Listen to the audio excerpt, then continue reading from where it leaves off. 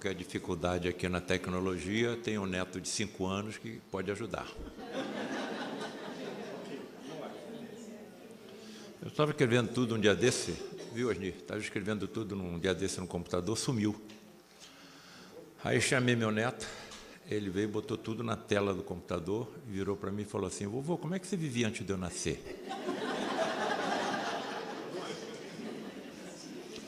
Bem, o Osni já tocou aqui num ponto extremamente importante. Ele falou em ectoplasma e falou em luz. Vocês estão olhando para um torturado. Como eu fui torturador no passado, é natural que eu seja um torturado agora. Um torturado por quê? Pela curiosidade científica. Os tais fenômenos de teletransporte e materialização de espíritos acontecem na escuridão, porque os fótons da luz artificial e natural afetam o ectoplasma, que é a energia que se desprende do médium, afetam a entidade e afetam o próprio médium. Se você está numa escuridão completa e aparecer uma entidade materializada, como é que você vai ver a entidade, se você está na escuridão completa? Porque quando ela se exterioriza da cabine, onde se encontra um médium em transe mediúnico e que funciona como um condensador dessas energias, ela se exterioriza emitindo luz pelo seu corpo e pelas suas vestes. Assim como acontece com o vagalume, com o pirilampo, com o peixe das abissais, com as bactérias oceânicas. E aonde é que entra a tortura causada pela curiosidade científica? Se os fótons da luz artificial e natural que nós conhecemos afetam o ectoplasma, por que as luminescências que se desprendem do corpo da entidade e de suas vestes não afetam? Perceberam? Olha para cima, olha para baixo, olha para a esquerda, olha para a direita, pesquisa aqui, pesquisa ali, estuda aqui, estuda ali, procura, e não encontra solução, nem resposta. Mas pode ser que, por intuição, você tenha alguma luz no final do túnel. São luminescências que apresentam propriedades físicas e químicas diferentes do universo que nós habitamos. Então, até onde eu percebo, eu vou falar isso hoje, à tarde e à noite, no momento da minha desencarnação, 2 componentes se separarão. Esse físico, que aqui vai ficar, e cujas moléculas e átomos serão degradados e serão utilizados em outros corpos orgânicos e inorgânicos. Mas eu tenho um segundo componente. Esse componente é energético, vital, transmissor da vida a esse corpo e imortal, que até onde eu percebo vai ingressar no universo paralelo que nós habitamos. Pode chamar de plano celestial, pode chamar de plano celestial, pode chamar de plano astral, isso tudo hoje para mim é sinônimo. Bem, eu ontem falei e vou repetir. Não adianta fugir, hein? Todo mundo aqui é imortal. E não adianta fugir também da perfeição. Todo mundo está condenado a ser perfeito, espírito puro. Claro que a velocidade em que nós alcançaremos esse estágio vai depender de cada um de nós, de acordo com as escolhas que nós fazemos, da forma como nós vamos aproveitar, utilizar o nosso livre-arbítrio. E lembremos que estamos habitando ainda um plano, ou um planeta de provas e expiações, onde o mal ainda predomina, caminhando para um planeta de regeneração, onde o bem predominará. Ainda existirá o mal, mas eu tenho a impressão, ou certeza, de que aqueles que continuarem nesse comportamento equivocado vão se sentir desacomodados, vão se sentir, isso aqui não é o meu lugar, está todo mundo fazendo bem e eu fazendo mal, é melhor eu modificar. E também as informações que nos chegam é que, se aqueles continuarem cometendo os mesmos delitos que se acostumaram, na hora da subida de degrau, não poderão aqui ficar, porque existe também um processo vibracional de cada planeta. Bom, então eu tenho um perispírito, eu tenho um peso específico desse perispírito. Os planetas também têm seu peso específico astral, energético. Então, se o peso específico do meu perispírito não se coadunar com esse planeta, nele eu não vou poder reencarnar. E algumas informações assim preciosas que nos chegam dizem que, se o comportamento no mal prosseguir, as próximas encarnações eu vou reencarnar em planetas que podem estar em relação à Terra na Idade da Pedra. Recomeçar toda a lição novamente.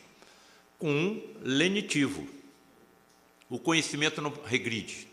Tudo que nós aprendemos nas múltiplas encarnações vai continuar conosco. Se nós formos habitar um planeta menos evoluído que a Terra, podemos ajudar as humanidades desses planetas a evoluir mais rápido com o conhecimento que nós adquirimos.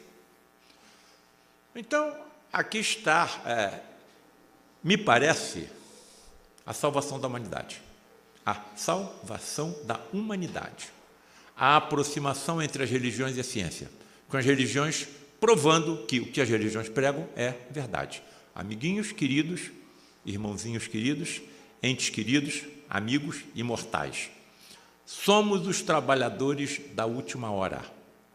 Somos pedras de um quebra-cabeça que está sendo montado. E até onde eu percebo, esse quebra-cabeça tem a função de salvar a humanidade. Bem, pediram que hoje nós apresentássemos um tema que nós colocamos no nosso livro, A Medicina Mediúnica do Futuro. É muito provável que alguém esteja me vendo aqui pela primeira vez. Muito prazer, muito feliz com a presença de todos. E aí estão duas das personalidades que mais me influenciaram na minha vida. Frei Luís, um frade franciscano, alemão, que veio para cá na primeira metade do século XX, se radicou na região serrana do Rio de Janeiro, onde realizou tamanhos prodígios que foi considerado um verdadeiro santo. Até onde eu percebo, e repito, aprendizado é repetição, até onde eu percebo os prodígios que realizava Frei Luís estavam relacionados com a sua mediunidade. Frei Luís era um poderoso médium. E Luís da Rocha Lima, o presidente do lar do Frei Luís, quando lá cheguei, o maior homem que eu conheci na atual encarnação. Profundo estudioso da ciência da mediunidade, de quem eu procurei extrair todos os conhecimentos que eu pude. Não existe milagre, não existe sobrenatural. Existem leis físicas, químicas e biológicas que a nossa ciência ainda não alcançou e que é suficientemente humilde para reconhecer que só sabe o que acontece em 4% do universo. O que acontece em 96% do universo, a nossa ciência não conhece. Energia escura, matéria escura, outras energias que existem, mas não sabemos o que é, e praticamente quase nada dos universos paralelos, os quais nós habitaremos à medida que formos evoluindo como espíritos imortais.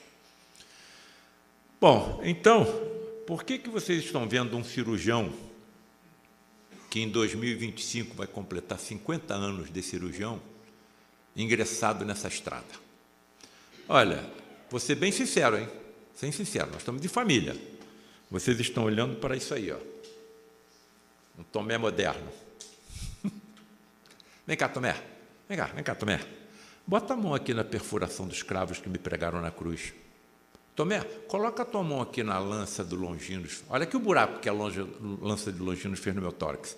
E segundo as informações de historiadores e principalmente de patologistas, essa lança chegou no coração dele. E, provavelmente, diante do trauma que ele estava sofrendo, ocorreu um derrame pericárdico. Um derrame pericárdico.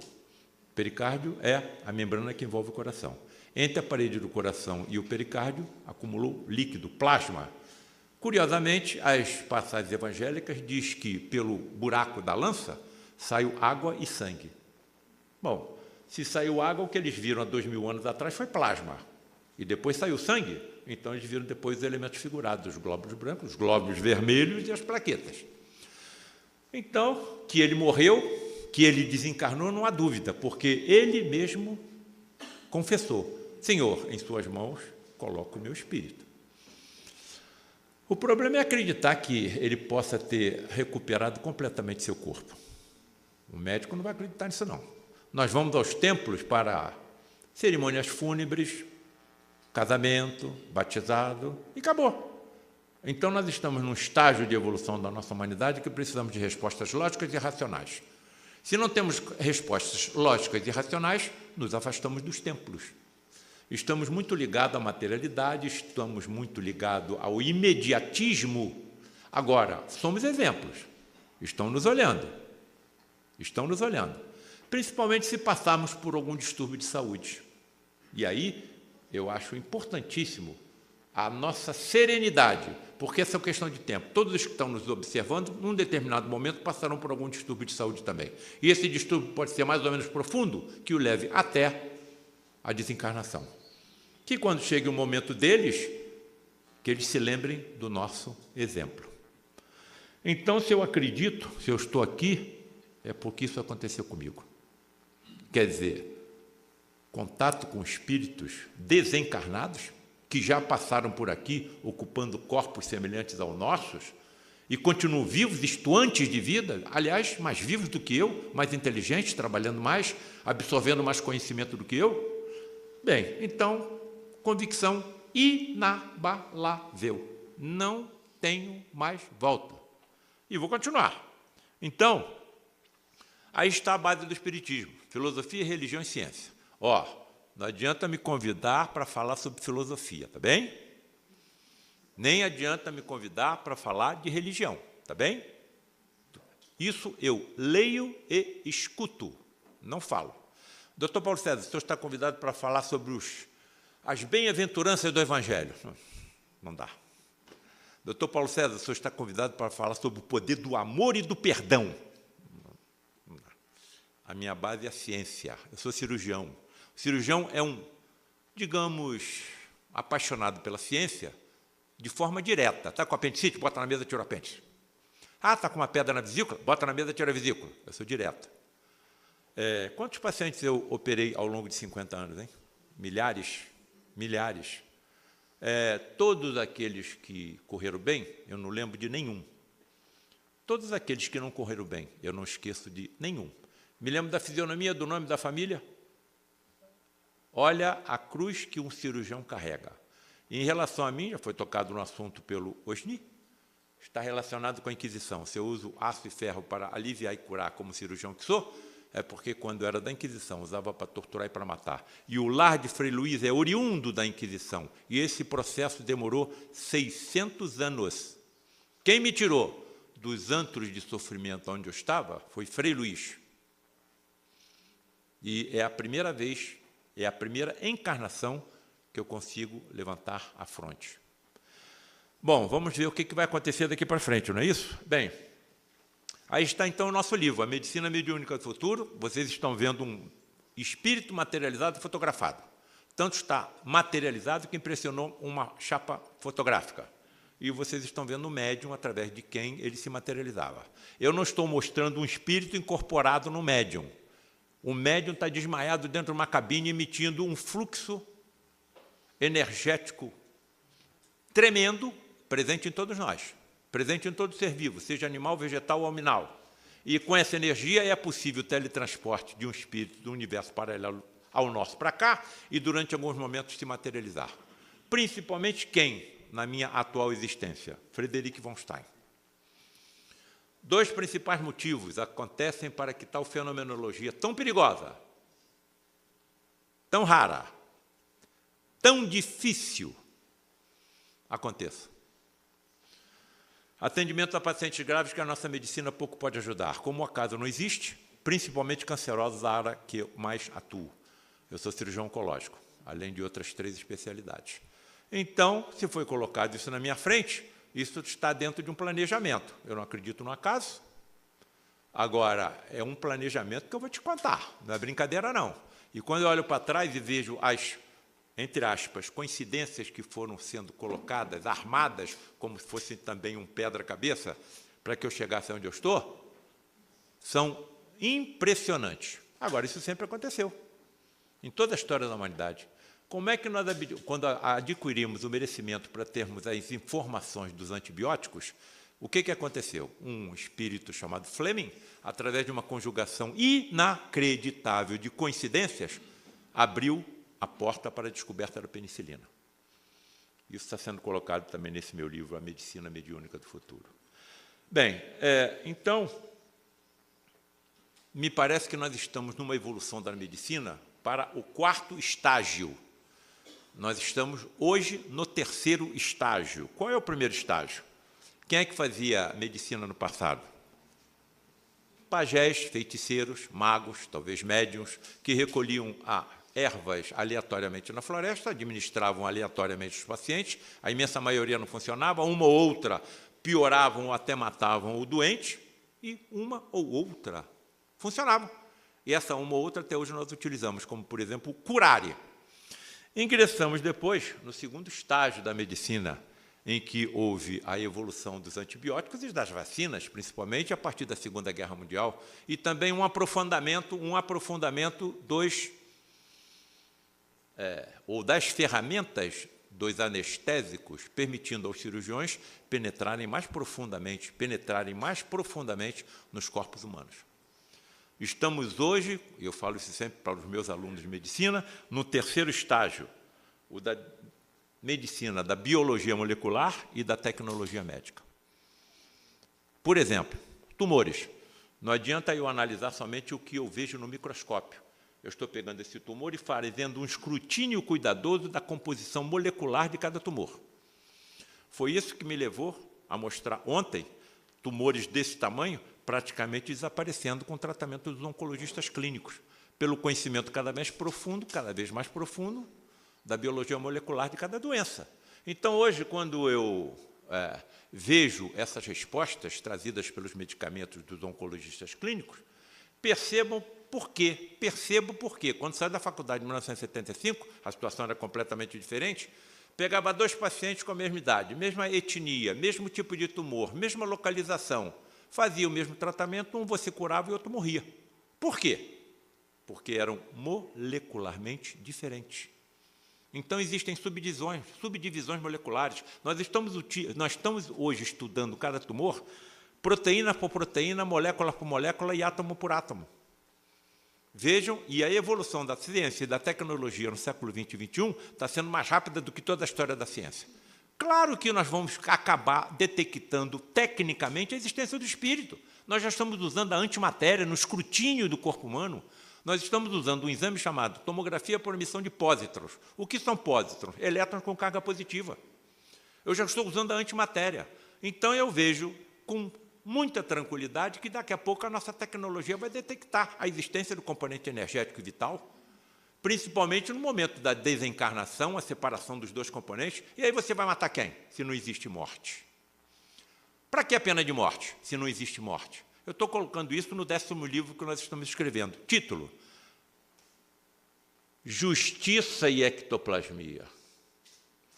Estou colocando que nos tribunais do futuro, assassinados vão se materializar e revelar tudo o que com eles aconteceu. Teletransporte, cansei de ver isso acontecer no Latte Frei Luiz, inclusive teletransporte de armas. Uma vereadora lá no Rio de Janeiro, há 6 anos atrás, foi assassinada. Até agora não se encontraram as armas. Por quê? Foram lançadas na Baía de Guanabara. A justiça do futuro, com a manipulação inteligente das energias ectoplasmáticas presentes em todo ser vivo, vão poder recuperar essas armas. Estão percebendo para onde é que nós estamos nos encaminhando? Agora, estamos ainda num processo terrível de maldade, e grande parte dos espíritos que estão reencarnando estão recebendo a última chance de aqui permanecerem. Vocês têm uma ideia de quanto é que os fabricantes de armas arrecadaram em 2022? Só um ano, hein? 2 trilhões e 200 bilhões de dólares. 2 trilhões e 200 bilhões de dólares seria suficiente para acabar com a fome no mundo. Vejam o planeta que nós habitamos. Então, nós não somos muito diferentes dos nossos irmãozinhos, entre aspas, ditos obsessores. Eles podem ser taxados de tudo, menos de ignorantes. Nós também utilizamos a energia atômica para a confecção de um aparelho para tratar o câncer, e essa mesma energia nós utilizamos para formar uma bomba. Esse é o planeta que nós habitamos. Essa é a humanidade a qual nós ainda pertencemos. Agora, estamos colaborando para a elevação dessa humanidade. Daí ter dito que somos pedra de um quebra-cabeça que está sendo montado. Então, eu vejo também, diante de tudo que eu vi, pesquisei, estudei e testemunhei, um quarto estágio, o da medicina mediúnica, que já existe, só que é do futuro, os médicos serão médiuns ostensivos. A vida está na borboleta, eu só sei tratar do casulo? Quem é que está tratando da borboleta? Médicos que me acompanham. Não os vejo, não os escuto, claro. Seus corpos são constituídos pelos mesmos elementos que compõem os meus, porém com átomos em plano de vibração mais elevada. Insisto, não existe milagre, nem existe sobrenatural. Tudo isso será esclarecido. E aí as palavras de Jesus são muito claras. Nada existe oculto que não seja um dia revelado. Então estamos caminhando nesse estágio, para esse quarto estágio, o da medicina mediúnica, em que os médicos serão dotados de sentidos mediúnicos, que não pode ser agora, cara. Conversando com esses meus colegas teletransportados e materializados, eles me dizem quais são os sentidos que ele tem, como, por exemplo, a visão por transparência, como, por exemplo, a visão microscópica, como, por exemplo, a visão ultramicroscópica. Não chegou o momento, porque se todos os médicos tivessem visão microscópica e por raio-x, todas as empresas que fabricam os instrumentos que nós utilizamos para diagnóstico e tratamento dos nossos pacientes fechariam as portas.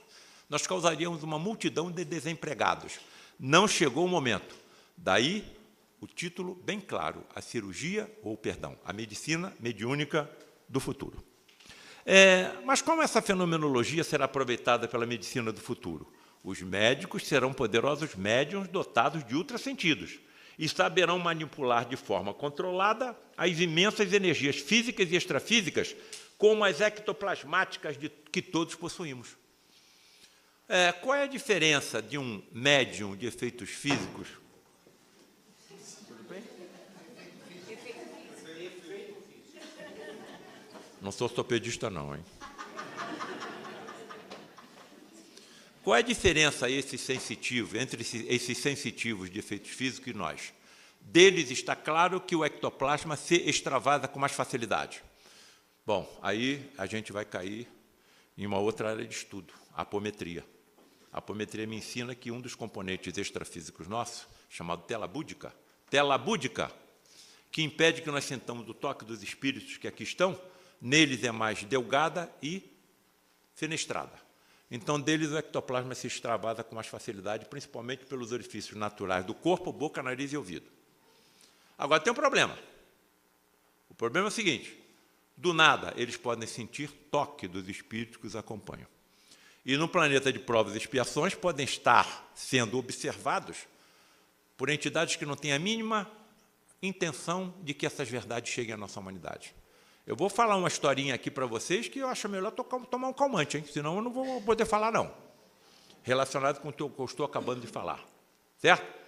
Agora, claro que eu vou desencarnar, vou reencarnar, vou fazer prova na faculdade de medicina e vou entrar de novo.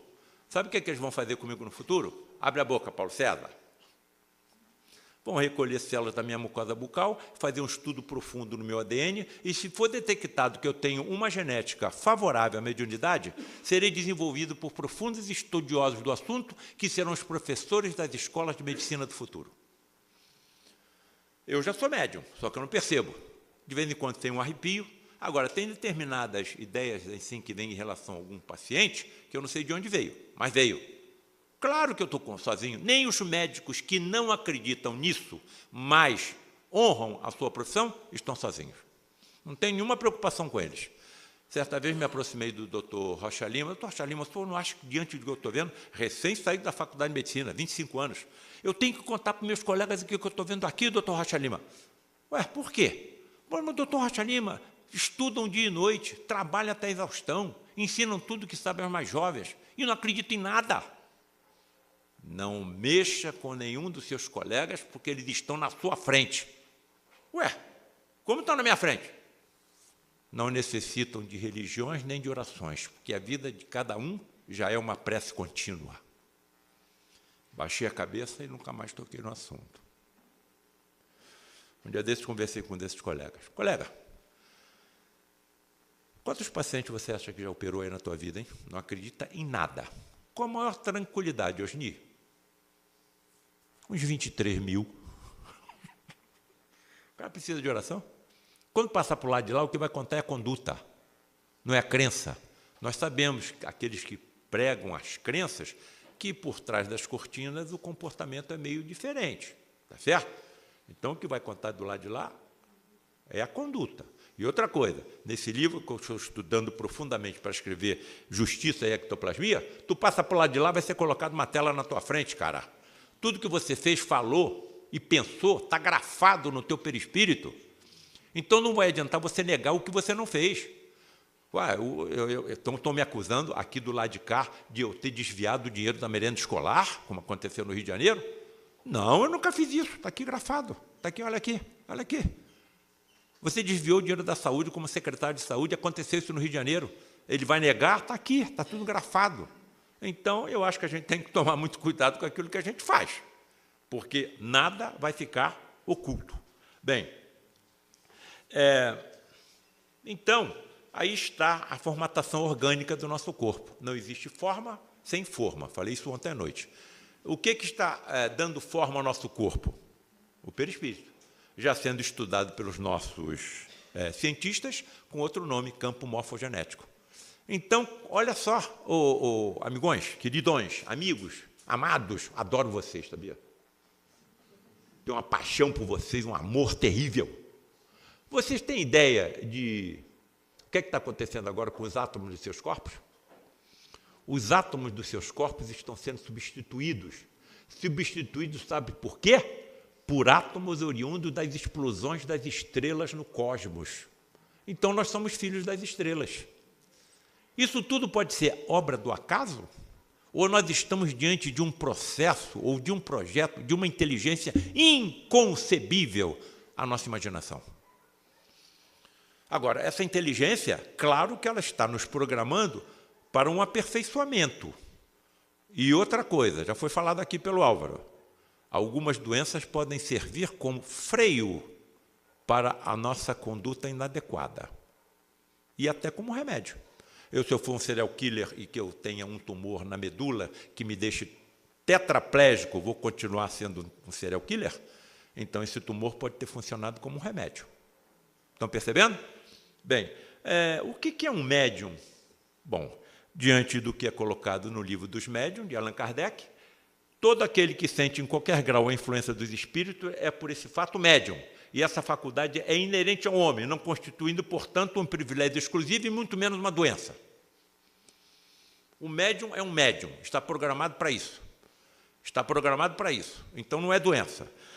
Qual a diferença estrutural entre alguém com sentidos mediúnicos, segundo pesquisas científicas, em torno de 7% dos encarnados, e outra pessoa que não os possua? Aí está a referência bibliográfica, livro, Experiências Psíquicas atrás da Cortina de Ferro, que não tem nada a ver com religião, não tem nada a ver com espiritismo. Bem, a glândula pineal, considerado órgão da mediunidade. Bom, e aí a gente vai com as pesquisas científicas. Cristais de apatita presentes na glândula epífise pineal, seccionado ao meio. Estão vendo aqueles pontos brancos ali? São os cristais de apatita. Quanto maior a quantidade de cristais de apatitas dentro de uma glândula epífise pineal, maior a captação de campos energéticos. Podemos colocar em campos energéticos os campos mediúnicos.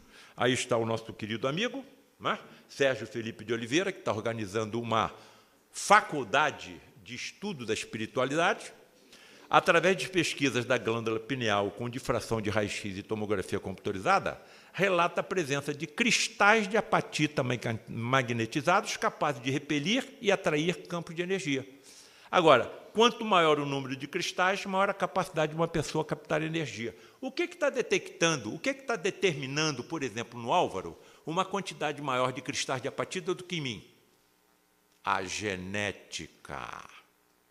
Então, no futuro, os médicos poderão ser avaliados dentro da sua composição genética para saber se tem ou não tem alguma propriedade mediúnica. Bem, então, um médium com um número considerável de cristais de apatita em sua glândula pineal poderia captar e utilizar de forma inteligente suas energias físicas e extrafísicas. Nós alcançamos, por enquanto, somente as energias físicas, certo? Qual seria a energia presente em um ser humano com 7 octilhões de átomos? 7 vezes 10 elevado a 27. Esses átomos estão aqui. A energia existente em um corpo humano de 85 quilos, o corpo envolto no Santo Sudário de Turim, foi calculado em torno de 20 e 81 quilos, o corpo de Jesus. Eles estão calculando em torno de 85. Seria suficiente para iluminar o estado do Rio Grande do Sul por 161 anos. Claro que se eu soubesse conduzir, manipular de forma inteligente essa energia existente aqui, em mim, eu ia acalmar o mar e o vento, pelo menos em volta de onde eu estivesse. Agora, isso é um grão de areia diante da energia manipulada por Jesus na organização, por exemplo, de um planeta como o nosso, a partir de uma poeira cósmica desprendida do Sol. Olha a inteligência dele. Segundo Emmanuel, os sistemas planetários onde Jesus evoluiu nem existem mais. E aí ontem eu peguei o meu amigo Osni e perguntei para ele: Osni, como é que vai estar o teu conhecimento tecnológico e científico daqui a 100 mil anos, hein? E daqui a 100 milhões de anos? E daqui a 100 bilhões de anos? Daqui a 100 trilhões de anos? É isso que vai acontecer conosco, cara. Nós vamos aperfeiçoar cada vez mais conhecimento tecnológico, científico, embasado em sabedoria, nos sentiremos cada vez mais felizes, porque vamos praticar cada vez melhor o bem. Não é o que aconteceu com Jesus? Nós estamos no mesmo caminho. Ele é o nosso exemplo, ele é o nosso guia. Se você for calcular essa energia, por exemplo, na energia produzida em Itaipu, olha o que acontece. A energia existente em cada um de vocês é similar a Itaipu trabalhando em 100% da sua capacidade em 6.324 dias. Essa energia é utilizada na materialização de um espírito. Olha as inteligências que estão comandando esses encontros. Olha as inteligências que estão te associando nesses encontros. Agora, raciocina comigo. Se você tem essa energia para a materialização de um espírito, você vai necessitar da mesma energia para a desmaterialização. Durante décadas eu vi isso acontecer e, em questão de segundos, uma segunda entidade se materializar.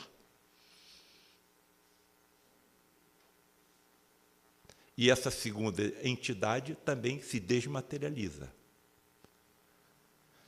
Então, eu poderia ter 4 estados do tamanho do Rio Grande do Sul iluminados por 161 anos.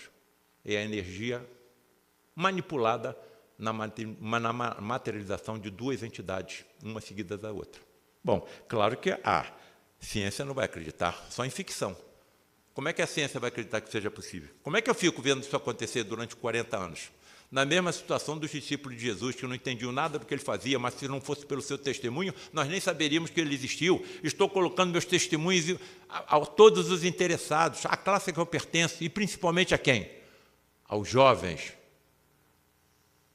Álvaro, Isabela, com uma inteligência maior do que a minha e com a velocidade dessa inteligência também maior do que a minha. Pela internet, pelo videogame, por todas essas ferramentas da tecnologia que nós conhecemos. Fui chamado para falar lá em Portugal sobre isso, falei isso para vocês. Aí pensei comigo, quantos Portugais cabem dentro do Rio Grande do Sul? 3,5. Então, a materialização de um espírito, ou a energia existente em cada um de nós, seria suficiente para iluminar Portugal quase pelo mesmo tempo que somos terra por eles descoberta. Estão percebendo o que o médico do futuro, médium, não vai fazer com tamanha quantidade de energia e com seus sentidos ultraevoluídos, mediúnicos, como a visão por transparência, a visão microscópica e a ultramicroscópica? O que eles não farão? O que Jesus faria? Aquele que crê em mim fará as mesmas obras que eu faço e outras maiores. Ele acalmava o mar e o vento e está dizendo que eu vou fazer obras maiores ainda do que ele? Vou, eu sou imortal. Agora não sei quanto tempo vai demorar, não. Quantos bilhões de anos, mas eu vou chegar lá. Nós, então, todos somos deuses. Não adianta fugir. Todo mundo aqui é Deus. Tá? Agora, a captação e a utilização dessas energias vai depender de cada um de nós. Algum médico vai acreditar que isso é possível? Ele vai cuspir na terra, vai aplicar a lama no olho do cego e o cego vai voltar a enxergar? Álvaro, presta atenção na imagem que eu vou te mostrar agora, o garotão. Posso mostrar? Você está vendo um médium cuidando de um paciente no leito. Observa o que está saindo pelo nariz e pela boca do médium. Ectoplasma. E se isso tivesse acontecido há 2000 anos, o que eu pensaria? Ele cuspiu. E se eu tivesse conhecimento científico que me permitisse teletransportar células do perispírito de um cego para o seu olho? Energia não vai faltar. Agora, para Jesus fazer o que fez, tinha que ter conhecimento científico. E olha que o globo ocular é uma das mais complexas estruturas conhecidas pela biologia, hein? Uma das mais complexas estruturas conhecidas pela biologia. Os nossos oftalmologistas não conhecem a biologia completa do olho. Nós captamos a imagem invertida, o cérebro coloca no lugar certo, a posição correta. Eu pergunto a eles, como é que o cérebro faz isso? Resposta, não sabemos. Estão percebendo? Bem, por que os médicos de hoje não conseguem realizar as curas mediúnicas? Não temos ainda inteligência nem constituição genética adequada. Constituição genética adequada. Eu estou mostrando para vocês aí uma médium russa chamada Nina Kulagina. Entra na internet, vocês vão ver um filmete de 7 segundos em que ela, com a força mental, movimenta pequenos objetos, como fósforos e pedaços de papel. Só que esse filmete de 7 segundos demorou 7 horas para ser feito. A cada meia hora de concentração, ela perdia 1,5 kg de massa física. A cada meia hora de concentração, ela perdia 1,5 kg de massa física. Tinha que parar, tinha que descansar, tinha que hidratar para depois continuar. Então, não temos a constituição genética ainda adequada para manipulação de tremenda quantidade de energia. Mas estamos no caminho. Coloco, por exemplo, o trabalho dessa paleontóloga francesa, Anne d'Ambricourt-Malassez. Decidiu estudar a evolução da mandíbula. Aí, então, ela vai procurar os fósseis pré-humanos para estudar a evolução da mandíbula. Pega os fósseis e vira de cabeça para baixo. Quando ela vira de cabeça para baixo, ela percebe uma alteração que ela não estava pensando em estudar, do osso esfenoide, o mais complexo osso do nosso corpo, o primeiro que se forma na vida embrionária e onde se assenta o nosso cérebro. O que ela percebeu? Que, através das eras, o nosso esfenoide se inclinava. E quando ele se inclinava, a nossa calota craniana se tornava mais dilatada e o número de neurônios também, aumentando, evidentemente, a quê? A nossa inteligência. 60 milhões de anos, o esfenoide estava horizontal. 40 milhões de anos, a primeira inclinação e surgiram os símios. 20 milhões de anos, a segunda inclinação e surgiram os grandes macacos. 6 milhões de anos, a terceira inclinação, e surgiu o gênero Australopiteco, que deu origem ao gênero Homo. 2 milhões de anos surgiram o gênero Homo e há 160 a 200 mil anos surgimos nós. Percebam, amigos espíritas, que as inclinações estão se encurtando. 40 milhões, 20 milhões, 6 milhões, 2 milhões, 200 mil anos. Será que isso aí estaria em acordo com a transição planetária, de um planeta de provas e expiações para um planeta de regeneração? Quem trarão a todas as soluções que precisamos? Econômicas, sociais, científicas, espíritos que precisarão de corpos melhores do que os nossos. Agora, uma das maiores e impressionantes descobertas que essa cientista fez foi que, sentem-se agarrados na cadeira para não cair. Para haver uma inclinação, tem que haver uma mutação genética. Só que ela percebeu que, quando essa inclinação acontecia em todas as partes do mundo onde estavam os pré-humanos. Na Ásia, na África, na Oceania, na Austrália, nas Américas.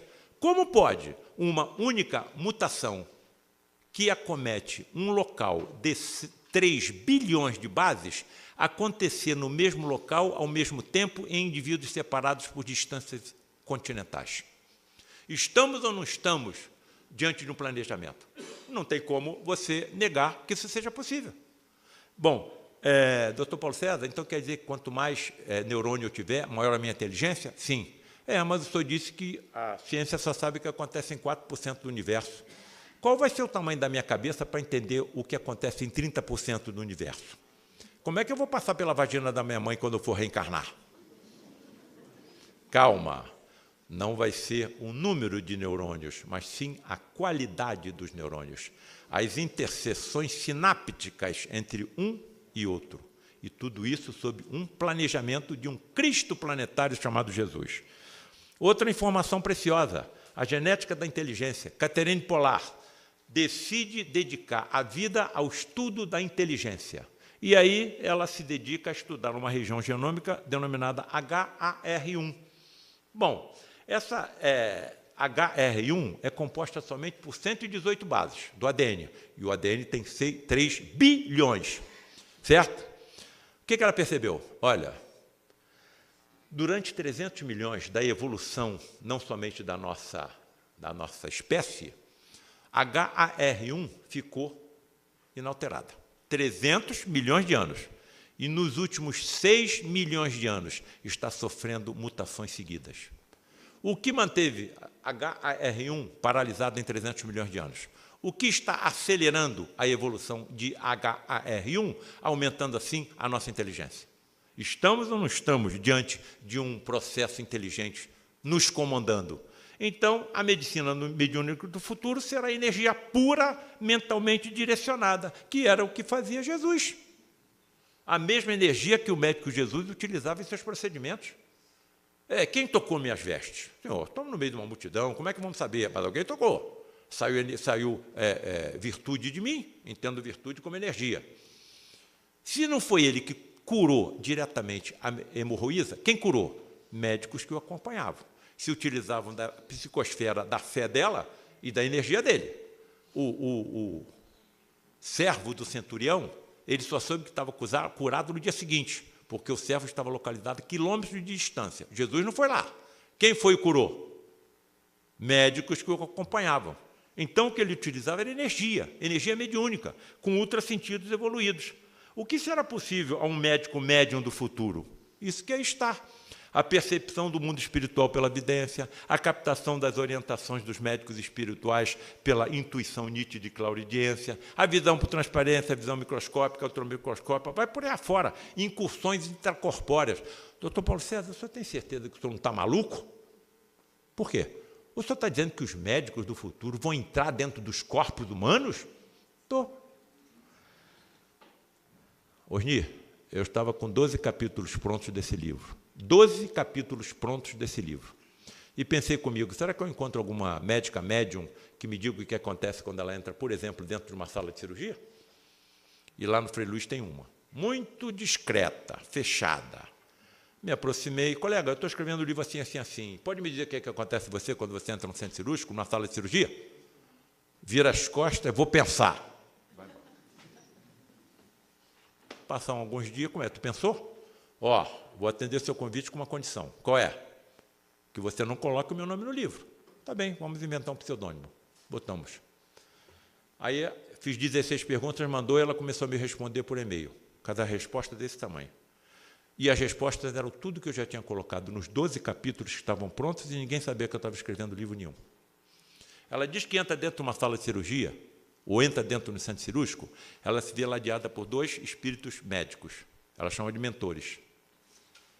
Ela vê mais médicos desencarnados dentro do centro cirúrgico do que encarnados. Nenhuma equipe está sozinha. Enquanto estamos cuidando do corpo físico, eles estão cuidando do corpo extrafísico. E aí ela adquire visão por transparência e penetra dentro do corpo dos doentes, vendo os órgãos por dentro. Por isso eu não queria que botasse o nome dela no livro, vou chamar ela de maluca. A visão adquire microscopia, ela vê células, ela penetra nas células, ela vê cromossoma, ela vê genes. E aí o pior, eu quase que infartei. Ela diz que navega pela corrente sanguínea, vendo hemácias passar por cima, por baixo, pela direita e pela esquerda. Aí eu me lembrei de um livro, de um filme da nossa década, Viagem Fantástica, filme de ficção, onde cientistas miniaturizam um submarino, injetam dentro da corrente sanguínea de um paciente com uma lesão cerebral, cientistas e médicos vão até lá e eliminam a lesão com raio laser. Eu vou botar esse título desse capítulo de Viagem Fantástica. E escrevi um capítulo, escrevi 2. Mas como se dará no futuro a captação dessas orientações mediúnicas? Como? Eu tenho um pai médium, desencarnou em 2017 com 93 anos. Por que ele via e eu não via? Por que ele ouvia e eu não ouvia? Por que ele captava mensagem telepática e eu não? Sou filho dele, será que não tem uma conformação genética, e principalmente em sendo médico? Aí está a tortura da curiosidade científica. Interação mediúnica com os meus colegas que me acompanham. Bom, está definido. Agora, como que isso acontece? Vocês estão vendo uma cirurgia hiperfísica, aquela que ultrapassa o limite físico do corpo humano. Um professor meu que me ensinou tudo que sabia de cirurgia oncológica desenvolveu uma ciência mitral. Já estava indo para o Instituto do Coração colocar uma prótese cardíaca. Conversei com ele, não acreditava em nada, nada vezes nada. Professor, só gostaria de uma das reuniões do lado de Frei Luís, eu sei que o senhor não acredita em nada, ninguém vai lhe cobrar nada, mas eu tenho visto algumas coisas lá que podem lhe ajudar. Aceitou. Cara, foi colocado dentro de uma cabine mediúnica, que eu vou mostrar de tarde. Sai Frederic, não materializado, mas sim encarnado no seu médium. Eu utilizo o termo encarnação mediúnica superior à incorporação. Quando a entidade encarna no médium, o médium nada percebe, nada se lembra e ainda fala línguas desconhecidas, pelo fenômeno da xenoglossia. Chama para o lado dele mais 3 colegas presentes, 4 médicos, 2 cirurgiões, um anestesista e um cardiologista. Começa a massagear o tórax do meu professor e daqui a pouco, sem se descuidar do que estava fazendo, indaga para mim. Paulo César, aquela voz germânica. Paulo César, sei, você está vendo o que está acontecendo? Estou, Frederic. Então, relate em voz alta o que você está vendo para os seus colegas. Olha, aí onde você está fazendo uma massagem no tórax do meu professor, eu estou vendo uma poça de sangue. E no meio dessa poça de sangue, estou vendo alguma coisa branca. Pegue isso branco que você está vendo e puxe. A válvula mitral dele veio na minha mão. Lembra que eu sou cirurgião há 50 anos, não posso ser maluco, tá bem? Nem viria aqui em Curitiba falar fantasia nem mentira. Sou eu mesmo que estou falando. E ficamos os colegas todos olhando um para o outro, com aquela peça ensanguentada na palma da mão, e aí tive coragem. Posso fazer uma pergunta? Sim. Se a válvula mitral dele está na minha mão, como é que ele está vivo? A medicina de vocês saberá como fazer isso no futuro. Nós fomos desmaterializando a peça, átomo por átomo, molécula por molécula, e à medida que ela estava sendo desmaterializada, materializamos uma prótese de ectoplasma no local, que há uma captação das propriedades do receptor e não tem rejeição. O mecânico de automóvel não podia me dizer isso, não. Aí eu entreguei a peça na mão do cardiologista. Ele viu até a cordoalha tendinosa, um grupo de filamentos que impede que a nossa válvula mitral abra mais do que deva. Quem estava me dizendo isso era um cardiologista. Bem, como é que bota isso aqui para girar?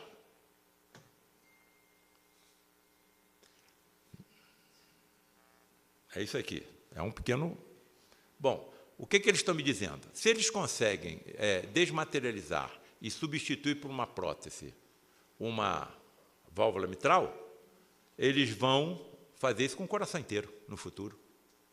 Eles vão fazer isso com globos oculares, com rins, com fígado.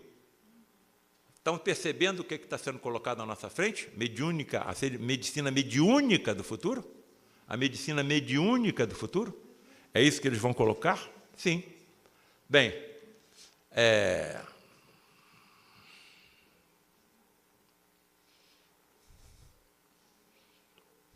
está me reconhecendo aí?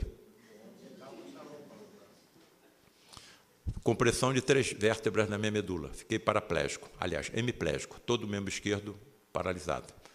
Em 2022. Tudo que os colegas podiam fazer, fizeram. Durante um mês, nada deu resultado.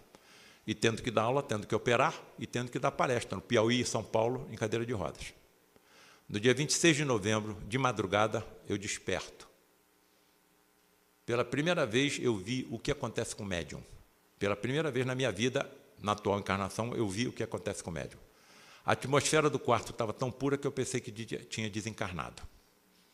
Sentei no leito, o ventilador do teto girando, paralisou.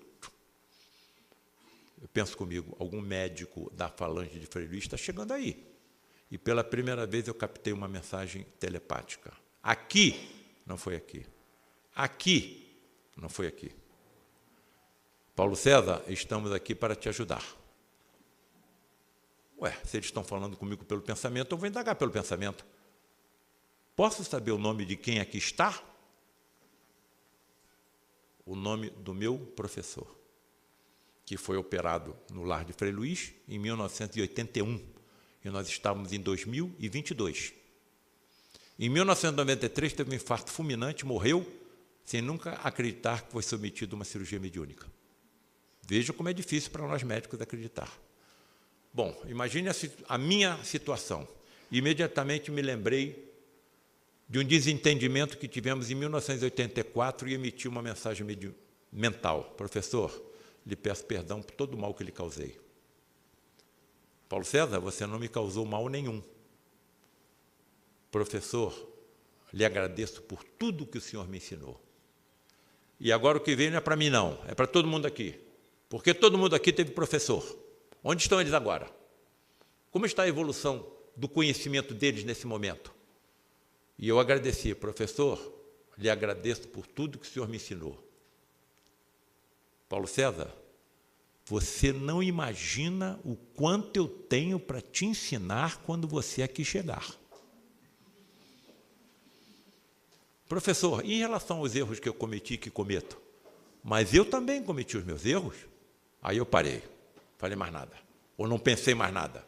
Mas ele continuou, vire de bruços, virei. Coloque o seu tornozelo direito atrás do joelho esquerdo, coloquei. Todo o meu membro esquerdo estava paralisado. Nitidamente, alguém pegou o meu tornozelo esquerdo e começou a fazer esse movimento para sempre para trás, como se algum tratamento fisioterápico estivesse sendo feito. Terminou, voltei para a posição normal. E agora para arrasar. Paulo César, você quer saber por que está passando pelo que está passando? Quero, professor. Você está incomodando muito com o que fala e com o que escreve aqueles que não querem que essas verdades cheguem à humanidade da Terra. Dali em diante, a atmosfera do quarto foi voltando à normalidade e o ventilador voltou a girar. Minha esposa despertou e indagou o que estava acontecendo, e eu disse, não sei se você vai acreditar, mas aconteceu isso, isso e isso. De onde veio o ectoplasma para a paralisação do ventilador? Da minha esposa. Um efeito físico. Perceberam? Então, amigos, a ciência sem a religião é manca e a religião sem a ciência é cega. Direta. Agora, para terminar, eu vou pedir uma orientação a vocês. Posso pedir? Então, vou pedir uma orientação a vocês, está bem? Relato de um cirurgião cardiovascular. Prezado Dr. Paulo César, meu nome é ECV. Ao término de uma cirurgia cardíaca em setembro de 2019, lá no Mato Grosso do Sul, para a instalação de 2 pontes safenas e uma mamária em um paciente ígido com 77 anos de idade, a cirurgia estava pronta. Ele não era o cirurgião, ele era auxiliar. Quem estava operando era o professor dele. Fomos surpreendidos por uma ruptura da artéria aorta cardíaca com consequente quadro hemorrágico incontrolável. Rompeu a aorta cardíaca, é o maior vaso sanguíneo do corpo humano, e a cirurgia estava pronta. Começou a jogar sangue no teto. Não dá para botar isso para correr, não, garotão?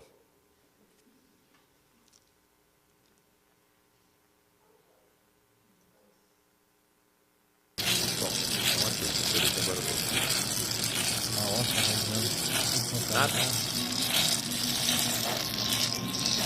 Não tem como botar isso para girar, para correr esse vídeo aí? Não tem. Da ponta não tem vontade, não. Bom, se eu fosse mostrar esse vídeo correndo, vocês iam ver uma torneira de sangue aberta. Tá certo? Uma torneira de sangue aberta, não é uma pena. Uma torneira de sangue aberta, não faz mal. Bom, e não se conseguia parar a hemorragia. Os caras estavam tentando 2 horas, tentando parar a hemorragia, e a hemorragia não parava. E a hemorragia não parava, nada. Bom, graças a Deus. Olha a torneira aberta. 2 horas tentando parar a hemorragia, sem conseguir. Certo? Beleza. Bom. Passadas 2 horas, em luta desesperada e esgotadas todas as tentativas para estancamento da hemorragia sem sucesso, lembrei dos seus livros.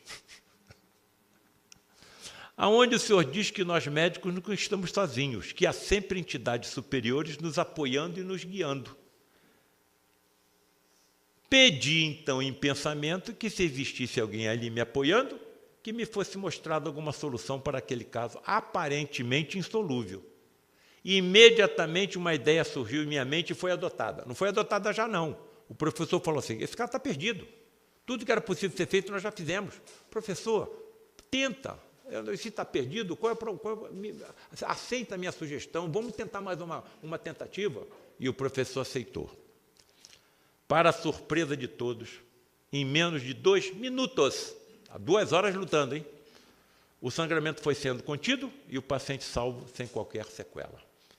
Bom, qual é a ajuda que eu peço a vocês? Continuo nessa estrada ou puro fora? Se eu não tivesse escrito nada, será que esse paciente tinha sido salvo? Estão percebendo a importância dos trabalhadores da última hora? Eu tenho ou não tenho que trazer para vocês essas informações? Bem, então, nenhum médico que honra a sua profissão jamais estará sozinho. Aí está, então, o guia e modelo para nós. Eu vou embora daqui a pouco, né? Vou lá para o Rio de Janeiro. Acho que eu vou chupar uma bala lá na hora que eu estiver indo para lá, no carro do Osni. O que eu vou fazer com o plástico dessa bala? Vou abrir o vidro e vou jogar para lá de fora. Era isso que Jesus faria se estivesse no meu lugar? Isso é só um exemplozinho, hein? Imagina tudo o que a gente fala e aquilo que a gente faz. Bom, muito grato pela atenção, pela gentileza, pela educação que vocês estão me recebendo aqui e que Deus abençoe a todas as suas sagradas famílias. Muito grato pela presença.